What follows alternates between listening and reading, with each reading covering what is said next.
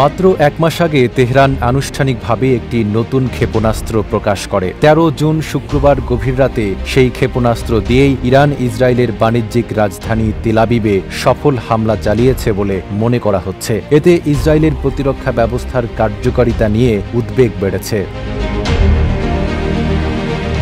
প্রায় ১৫০০ কিলোমিটারের মাঝারি পাল্লার ব্যালিস্টিক ক্ষেপণাস্ত্র কাশিম বশির কঠিন জ্বালানি চালিত এবং উচ্চগতি সম্পন্ন। গত মে মাসে ইরানের প্রতিরক্ষা মন্ত্রী আজিজ নাসির জাদেহ এটি ইসলামিক রেভলিউশনারি গার্ড কর্পস এর বিমান শাখার হাতে তুলে দেন। এই ক্ষেপণাস্ত্র মূলত হজ কাশিমের উন্নত সংস্করণ। সে সময় থেকেই ইরান দাবি করছিল এটি ইসরায়েলের শক্তিশালী আকাশ প্রতিরক্ষা ব্যবস্থা ভেদ করতে সক্ষম। ইরান থেকে ইসরায়েলের দূরত্ব ১৫০০ কিলোমিটার।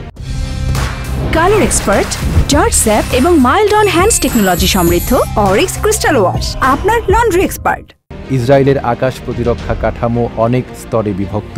আয়রন ডোম, ডেভিড স্লিং এবং যুক্তরাষ্ট্রের তৈরি থার্ড সিস্টেম মিলে একটি নিচ্ছিদ্র প্রতিরক্ষা বলয় তৈরি করেছে বলে দাবি করা হয়। এমনকি ইরানের ছোড়া ক্ষেপণাস্ত্র ইরাক, জর্ডান বা সিরিয়ার আকাশসীমা দিয়ে প্রবেশের আগেই মার্কিন বাহিনী অনেক সময় তা শনাক্ত করে ধ্বংস করে দেয়।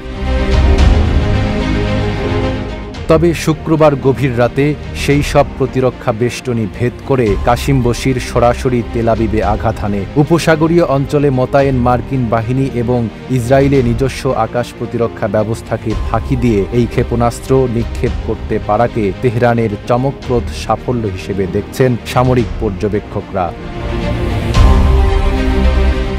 নাঈম আরাবী, ঢাকা পোস্ট।